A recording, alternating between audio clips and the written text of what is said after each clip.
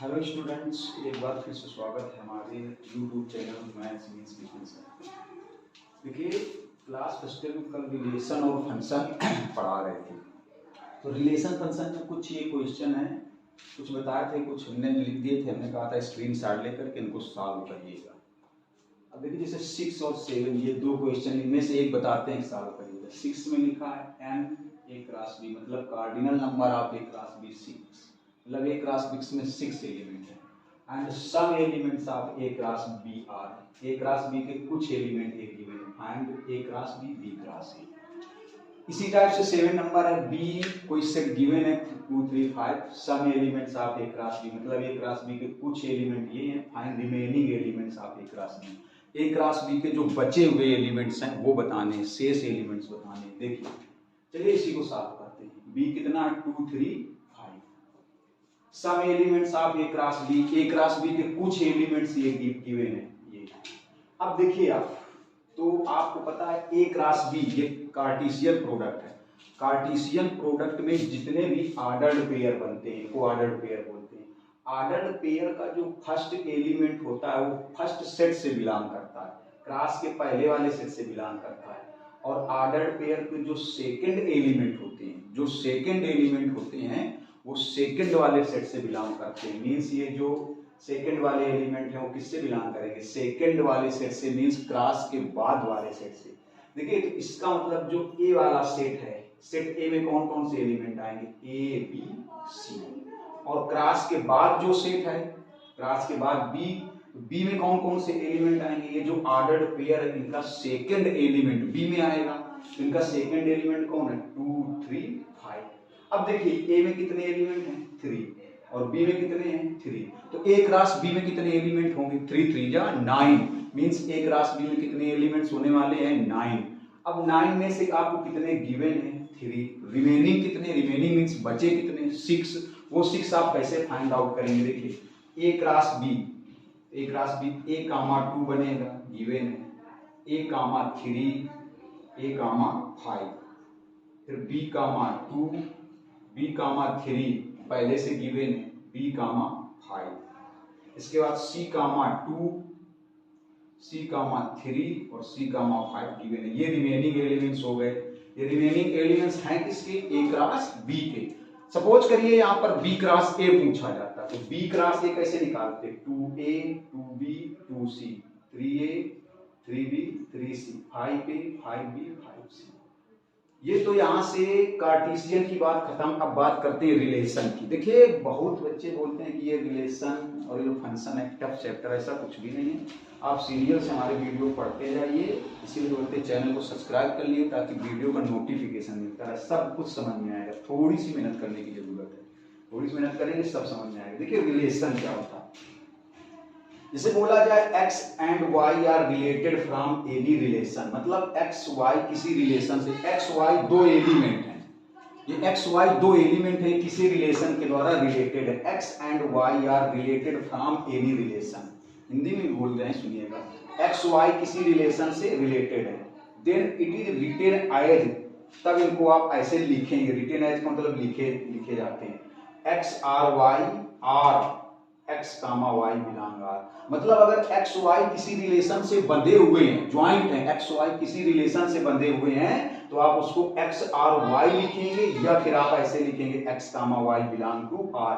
ऐसा कब करेंगे? जब x y दो एलिमेंट किसी रिलेशन से बंधे हुए हैं, किसी संबंध से जुड़े हुए हैं, तो आप उनको x r y लिखेंगे, या फिर x comma y belong r लिखेंगे। इसको ऐसे पढ़ा जाता है, इसको x is related to y, मतलब x का संबंध y से है। x is related to y, मतलब x का संबंध y से है। अब x का संबंध y से किस प्रकार का, वो तो क्वेश्चन में गिवन होगा कि किस प्रकार का संबंध है। मैथ का रिलेशन होगा, हो सकता है x y से डिविजिबल हो, x y से लेस हो, x y से ग्रेटर हो। लेकिन x और y अगर किसी रिलेशन से रिलेटेड है, x y are related from any relation, then it is written as x r y। तब इनको ऐसे लिखेंगे, अगर x y के बीच में कोई रिलेशन है तो x r y लिखेंगे, या फिर x comma y belong r लिखेंगे। Where x belong A Y belong B, मतलब जो एक्स है ये जो ऑर्डर्ड पेयर बना, ये जो फर्स्ट एलिमेंट है वो सेट ए से बिलोंग करता है, जो सेकंड एलिमेंट है वो किससे बिलोंग करता है, बी से। It is also called a relation from A to B, इसको एक आर मतलब इसको एक ये भी बोला जाता है कि ये relation from A to B मतलब सेट ए से सेट बी पर बनाया गया है, सेट ए से सेट बी पर बनाया गया है। क्यों? क्योंकि देखिए जो फर्स्ट एलिमेंट है वो सेट ए से लिया गया है, जो सेकंड एलिमेंट है वो सेट बी से लिया गया है। तो इसको ये भी बोला जा सकता है कि ये रिलेशन किस सेट पर बना है, ए से बी पर बना है, from A to B means set A से सेट बी पर बनाया गया है। देखिए एक रिमार्क में बोला गया कि जो सेट रिलेशन होता है ये हमेशा ए क्रॉस बी का सबसेट होता है, इसको समझने की जरूरत है। ये बहुत छोटी छोटी चीजें लोग इग्नोर कर देते हैं, समझ नहीं पाते कि इसका मतलब क्या, इसकी मीनिंग क्या है। तो समझते हैं जो आर है ये हमेशा ए क्रॉस बी का सबसेट होता है। ए क्रॉस बी का, ए क्रॉस बी क्या है यहाँ पर कार्टेशियन प्रोडक्ट है, तो आर जो होगा वो ए क्रॉस बी का सबसेट होगा। अच्छा सबसेट का मतलब समझते हो, आर के जितने भी एलिमेंट होंगे वो सब किसमें मिलेंगे, ए क्रॉस बी में मिलेंगे। आर के जितने भी मतलब रिलेशन के जितने भी एलिमेंट होंगे वो सब किसमें मिलेंगे, ए क्रॉस बी में। इसीलिए बोला जाता है कि आर जो है वो हमेशा ए क्रॉस बी का सबसेट होता है। कैसे, एक एग्जांपल से समझते हैं। सपोज कर लो कोई एग्जांपल ए गिवन है, बी ए गिवन है। अब इसमें एक रिलेशन बनाने के लिए बोला गया, आपको बोला गया कि एक रिलेशन बनाना है R x comma y, x comma y मतलब ऑर्डर्ड पेयर में बनेगा। इस टाइप से बनेगा कि जो x वाला एलिमेंट होगा वो a से लिया जाएगा, y वाला एलिमेंट किससे लिया जाएगा, b से, और x लेस देन y, और x जो है y से छोटा रहना चाहिए। देखिए यहाँ पर भी x और y के बीच में रिलेशन है, लेकिन किस टाइप का रिलेशन, अभी हम आपको बता रहे थे कि x रिलेटेड y का मतलब हो गया कि x का रिलेशन y से है, लेकिन किस टाइप का रिलेशन है तो क्वेश्चन से पता चलेगा। तो यहाँ से पता चल रहा है कि x और y के बीच में रिलेशन है, लेकिन रिलेशन किस टाइप का, इस टाइप का रिलेशन है कि x लेस है किससे, y से, x किससे लेस है, y से, और x किसमें बिलोंग करता है, a में, और y किसमें बिलोंग करता है, b में। मतलब x वाला एलिमेंट आपको सेट a से लेना है और y वाला एलिमेंट सेट b से लेना है।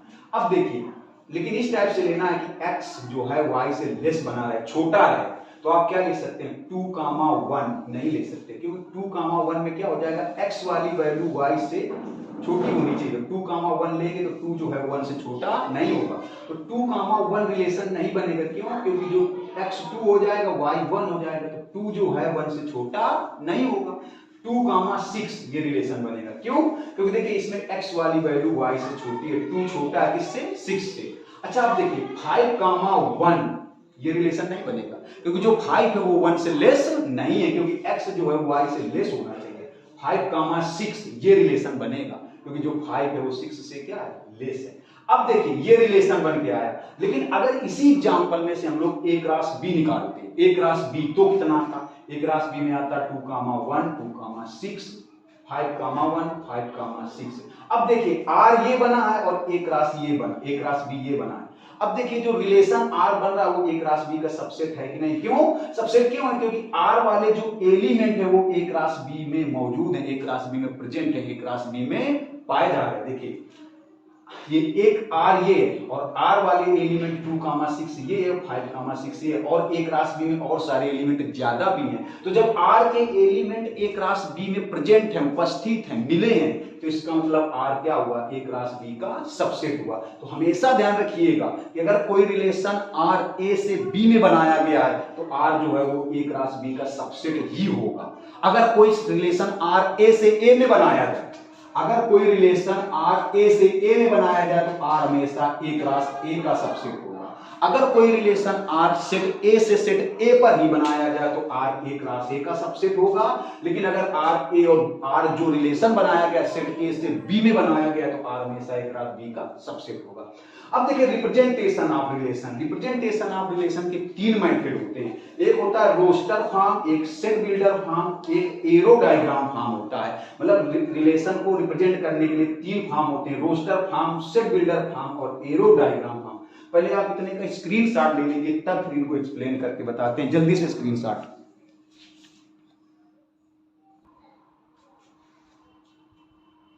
देखिए स्क्रीनशॉट आपने ले लिया होगा। इसके बाद में आपको हमने बताया कि रिलेशन को रिप्रेजेंट करने के 3 मेथड है। चलिए बता देते हैं, उनको एक्सप्लेन करते हैं। जैसे यही एग्जांपल जो भी ले रहे थे, ए सेट और बी सेट, और रिलेशन बनाना था x, y, x belong a, y belong b, और सच दैट इस टाइप से x लेस देन y, तो ये रिलेशन बना था। x की वैल्यू y से लेस, तो 2 6 बना था, 5 6 बना था। अब इसमें से दो मेथड आपके हैं इसी में से, देखिए दो फॉर्म इसी में से। ये जो x y such that x belong y belong, ये कौन सा फॉर्म है? ये है set builder form. Set builder form आपने सेट थ्योरी में भी पढ़ा होगा, पहले चैप्टर में पढ़ा होगा। तो ये सेट बिल्डर फॉर्म है और ये रोस्टर फॉर्म है। तो केवल कौन सा बचा? एरो डायग्राम मेथड, वो भी बताते हैं। देखिए अगर आप यहाँ पर रोस्टर फॉर्म यही हो गया, ये रोस्टर फॉर्म है और ये सेट बिल्डर फॉर्म है, इसलिए हमने यहाँ पर सेट बिल्डर फॉर्म लिखा नहीं, देखो लिखा भी है यहाँ। ये है रोस्टर फॉर्म और ये है set builder form. Arrow diagram बचा।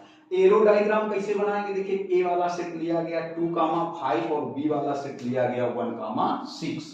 अब देखिए एरो डायग्राम में 2, ये क्या है 2,6, तो 2,6, 2 का एरो किससे मिला देंगे? 6 से, और 5,6 ये, तो 5 का एरो भी किससे मिला देंगे? 6 से।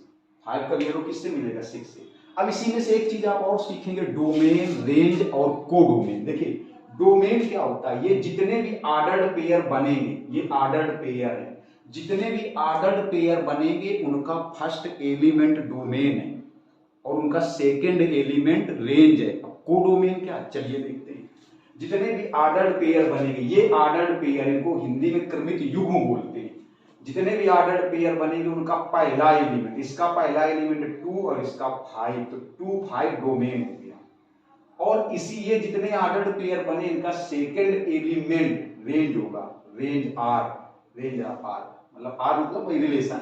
तो यहाँ पर सेकंड एलिमेंट 6 है, 6 दो बार नहीं लिखेंगे, 1 टाइम्स लिखा जाएगा, तो ये रेंज हो गई। अब कोडोमेन कौन हुआ? तो जो ये वाला जो पूरा सेट है जिससे रेंज के एलिमेंट लिए जाते हैं, जिससे रेंज के एलिमेंट आपने लिए, ये पूरा सेट कोडोमेन होता है, हमेशा ध्यान रखिएगा। जिससे आपने रेंज वाले एलिमेंट लिए, ये देखो रेंज वाले एलिमेंट आपने इससे लिया था, ये पूरा कोडोमेन हो गया। तो कोडोमेन कौन हुआ? 1,6। एक एग्जांपल समझते हैं। कहा गया define relation R on set N. देखिए ऑन सेट एन का मतलब हो गया जो रिलेशन आर होगा, इसको भी समझ लीजिए, जो रिलेशन आर होगा वो किसका सबसेट होगा? एन क्रॉस एन का। अभी हमने आपको बताया था कि अगर रिलेशन सेट ए से बी में बने तो आर किसका सबसेट होगा? ए क्रॉस बी का। अगर रिलेशन सेट ए पर बने तो एक अकेले पर नहीं बन सकता, इसका मतलब ए से ए पर बनेगा, तो वो किसका सबसेट हो जाएगा? आर सबसेट हो जाएगा ए क्रॉस ए का। यहाँ पर रिलेशन किस पर बन रहा है? एन पर, इसका मतलब रिलेशन किसका सबसेट हो जाएगा? एन का, मतलब अकेले एन का तो हो नहीं सकता, तो आर किसका सबसेट हो जाएगा? एन क्रॉस एन का। तो आर किसका सबसेट होगा? एन क्रॉस एन का। और एन क्या है यहाँ पर? Natural number. देखिए रिलेशन कैसे बनाना है? x कामा y मतलब ordered pair such that y equal to होना चाहिए x प्लस 5, x की वैल्यू 4 से कम हो और x y दोनों बिलोंग करने चाहिए n पे, मतलब x y दोनों नेचुरल नंबर होनी चाहिए। x y दोनों कैसी नंबर होनी चाहिए? नेचुरल। नेचुरल नंबर आप प्राकृतिक संख्या हिंदी में बोलते हैं, जानते होंगे 1 2 3 4 5 6 7 ऐसे चलती जाती है। इसमें रोस्टर फॉर्म में भी लिखना है, एरो डायग्राम में लिखना है, डोमेन में लिखना है, रेंज में लिखना है। और ये खुद किस फॉर्म में लिखा है ये आपको बता दिया। ये किस फॉर्म में लिखा है? सेट बिल्डर फॉर्म में। हिंदी में बोलते हैं समुच्चय निर्माण विधि, और रोस्टर फॉर्म को हिंदी में बोलते हैं तालिका विधि, और एरो डायग्राम को बोलते हैं वही एरो तीर द्वारा दर्शाना, या वेन डायग्राम भी कह सकते हैं, तीर द्वारा दर्शाना। देखिए अब देखिए ये है relation y equal to x plus 5, x की वैल्यू 4 से लेस होनी चाहिए और नेचुरल नंबर होनी चाहिए। तो x की वैल्यू 4 से कम, 4 से लेस और नेचुरल नंबर। तो बताइए 4 से कम और नेचुरल नंबर तो क्या आएगा? 1 2 3।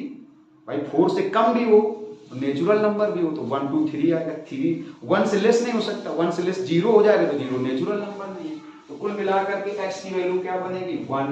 जब x की वैल्यू 1 बनेगी, 1 यहाँ रखोगे तो 1 प्लस 5 कितना बनेगा? 6। मींस y की वैल्यू कितनी बन जाएगी? 6 बन जाएगी। अब x की वैल्यू 2 लेंगे तो 2 प्लस 3 कितना बन जाएगा? 2 प्लस 5 7 बन जाएगा। जब x की वैल्यू 3 लेंगे तो 3 प्लस 5 8। अब x की वैल्यू 4 ले नहीं सकते क्योंकि 4 से कम लेना है और नेचुरल में लेना है। 4 से कम में लेना है और नेचुरल में लेना है, ये ध्यान रखना। इसलिए बस तो 4 से कम 1 2 3, 1 जब 1 लिया x की वैल्यू तो y की 6 बनेगी। जब x की वैल्यू 2 लेंगे तो 7 y की बनेगी। जब x की वैल्यू 3 लेंगे तो y की 8 बनेगी। और x y नेचुरल से बिलोंग करते हैं। अब देखिए ये कौन सा फॉर्म हो गया? ये रोस्टर हो गया। एरो डायग्राम देखिए, एरो डायग्राम में क्या करना होता है? जिस सेट पर, जैसे सेट ए से बी पर बने तो इधर सेट ए होगा, इधर बी होगा। अगर सेट ए से ए पर बने तो इधर भी ए होगा, इधर भी ए होगा। यहाँ पर किस पर बन रहा है, एन पर, तो मतलब इधर भी एन होगा और इधर भी एन होगा। एन मतलब नेचुरल नंबर। अब नेचुरल नंबर 1 2 3 देखो, dash dash and so on, ऐसे 1 2 3 डैश डैश और भी नीचे तक जाएंगे। अब देखिए तो 1 किससे रिलेटेड है, 6 से, तो 1 को 6 से मिलाया गया।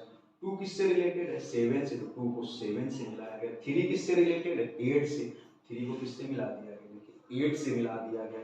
अब इसमें डोमेन पूछा जाएगा, तो जितने भी ये ऑर्डर्ड पेयर बने इनका पहला वाला एलिमेंट, फर्स्ट एलिमेंट डोमेन हो जाएगा। फर्स्ट एलिमेंट क्या हो जाएगा, डोमेन। डोमेन कौन होगा बताओ, 1 2 3 ये डोमेन हो गया।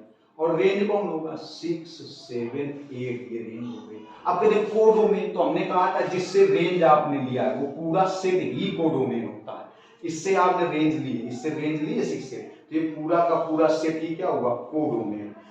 डोमेन को हिंदी में डोमेन या प्रांत बोलते हैं, रेंज को हिंदी में परास या परिसर बोलते हैं, कोडोमेन को सह डोमेन बोलते हैं या सह प्रांत भी बोलते हैं। अब आज के लिए इतना, कल नेक्स्ट वीडियो में मिलेंगे, नोट कर लीजिए।